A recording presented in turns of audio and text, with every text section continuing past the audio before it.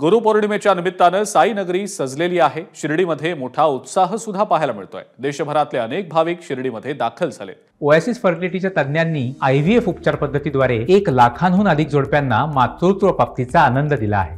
मोफत appointment book करण्यासाठी आजच संपर्क साधा। अनेक पालख्या आणि दिंड्या सुद्धा शिर्डीत दाखल झाल्यात। आज रात्रभर साई मंदिर दर्शनासाठी खुलं असणार आहे।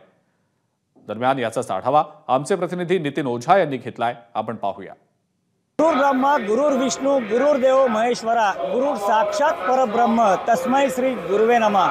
आज गुरुपौर्णिमा आणि आपल्या गुरुला नमन करण्याचा दिवस आणि साईबाबांना गुरु मानणारे देशभरातील लाखो साईभक्त आज शिर्डीत दाखल झालेले आहेत। जवळपास 40 वर्ष साई मंदिराचे मुख्य पुजारी म्हणून काम पाहिलेले जोशी महाराज आपल्या बरोबर आहेत। जोशी गुरु, आपण त्यांना विचारणार आहोत काय महत्त्व असतं गुरुपौर्णिमेचं, गुरु आणि शिष्याचं?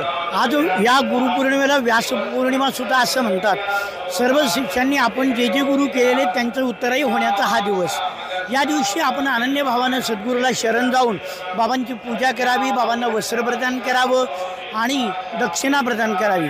हा व्यासपूजेचा परंपरेने चालत आलेला हा गुरुपौर्णिमेचा महोत्सव बाबा देहधारी तेव्हापासून चालत आलेला आहे। अनेक प्रकारचे नाना भक्त बाबांना गुरु मानून या ठिकाणी दर्शन घेत आहेत। निश्चितच जर पाहिलं तर देशभरातून साई भक्त साईंच्या दर्शनासाठी आलेले आहेत।